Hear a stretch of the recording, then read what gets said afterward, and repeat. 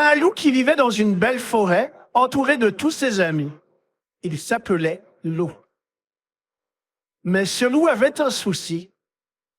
Il était trop émotif, joyeux, fâché, triste, excité. Il changeait d'humeur à 100 à l'heure.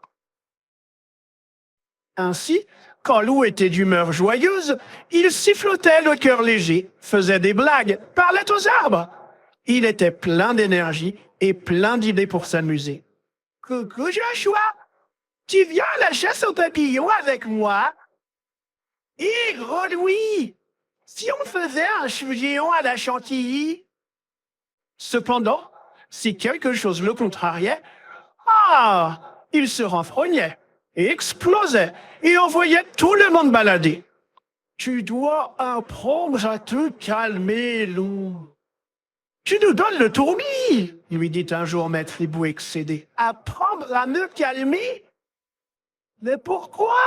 Pour être plus serein, explique Valentin. Plus cool, quoi, ajouta Joshua. Mais ne t'inquiète pas, nous allons t'aider. L'entraînement zen commence demain chez moi. Le lendemain, Loup se rendit chez son ami. Pour contrôler ses émotions, le yoga, c'est parfait, déclara Joshua. Respire calmement et fais le vide en toi. Joshua enchaîna les positions. Lotus, montagne, pont, et Loup essaya de l'imiter. Oh là là! Ce n'était pas facile, mais qu'est-ce que c'était rigolo! N'y tenant pas, Loup éclata. On dirait que le yoga ne fonctionne pas avec toi, soupira Joshua. À l'extérieur, Alfred attendait Loup de pied ferme. Rien de tel que le sport pour se défouler. Je t'ai préparé un parcours spécial, Loup excité. Et il fila comme une fusée. Derrière lui, Loup courait, sautait, rampait. Alfred s'arrêta au creux d'un arbre immense. On se retrouvera, dit-il en disparaissant dans les feuillages. Arrivé au sommet, Loup regarda en bas et sa gorge se serra. Son cœur se mit à cogner dans sa poitrine. Ses jambes à trembler. Ah, Alfred! J'ai peur! Paniqua-t-il. Je vais tomber! Calme-toi, Loup! Je suis avec toi. On va redescendre ensemble, doucement. Loup prit une grande inspiration et, tout tremblant, redescendit. Tu as vaincu ta peur. Tu peux être fier de toi, le félicita Alfred. Loup sourit. Ah ça oui, il était fier de lui. Tout ceci m'a mis en appétit, se dit Loup. Cela tombe bien, Gros Louis m'attend chez lui. Les pattes pleines de farine, Gros Louis était avec Loup dans la cuisine. Ils ont l'air de bien s'amuser tous les deux, pensa Loup jaloux. Salut Loup, fit Gros Louis. Aujourd'hui, on prépare des macarons.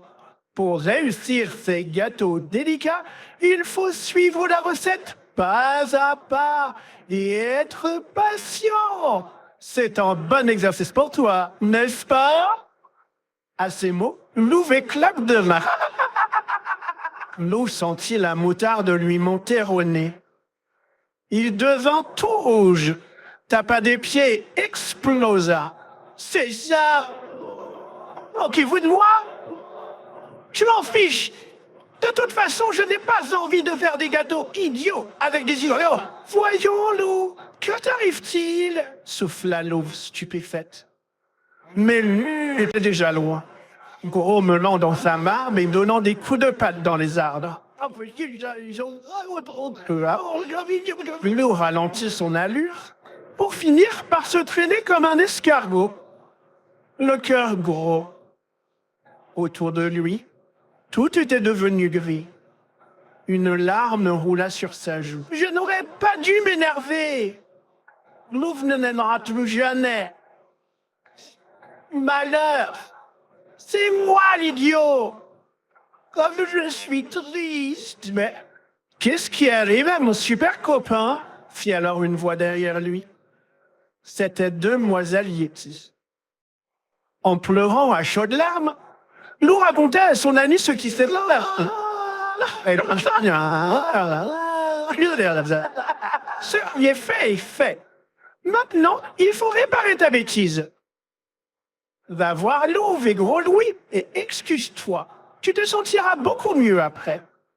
Et si Lou ne veut pas me pardonner? Qui ne tente rien n'a rien, répondit Demoiselle Yeti. Allez, file! Tout honteux, Lou retourna frapper à la porte de Gros Louis.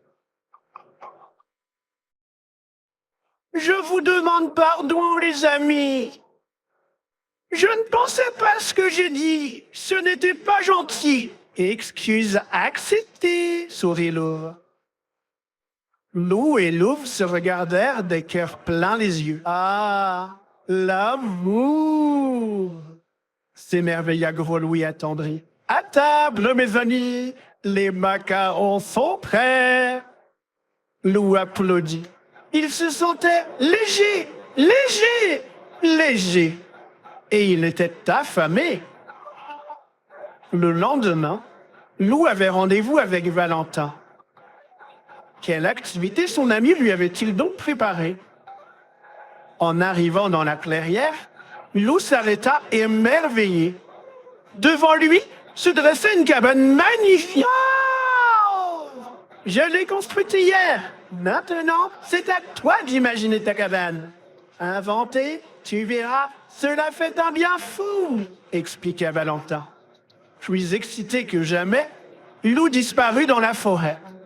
Il revint les bras chargés de branchages et se mit aussitôt à l'ouvrage. Peu à peu, une drôle de cabane sortit de terre.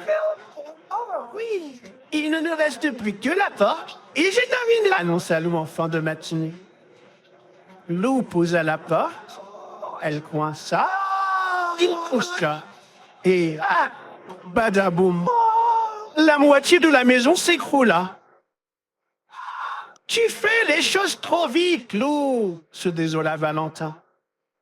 Aussitôt, Lou devint tout rouge, tapa des pieds et il prit une grande inspiration, fit 2 positions de yoga, puis, calmement, se remit au travail. Quand il eut terminé, Lou se frotta les pattes satisfait. Yo! Les amis, j'ai fini! Appela-t-il. Wow! Ta cabane est incroyable! S'exclama Valentin. Et tu l'as terminé sans t'énerver. Bravo, Lou! Ajouta Maître Hidou. Oh, faites ça! Je vous invite tous à goûter à l'intérieur, Hidou. À vous l'honneur! Dans la cabane de Lou, c'était vraiment charmant. Hélas, ses copains étaient à peine installés que la pluie se mit à tomber. « Dépliez les parapluies !» ordonna Lou. « Vous allez voir comme c'est joli !»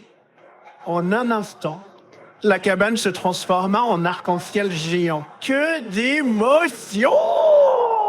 applaudit Valentin. « Cher Lou, tu nous en fais voir de toutes les couleurs, mais la vie est tellement plus drôle avec toi. » Pour notre super ami, conclut Maître Hibou.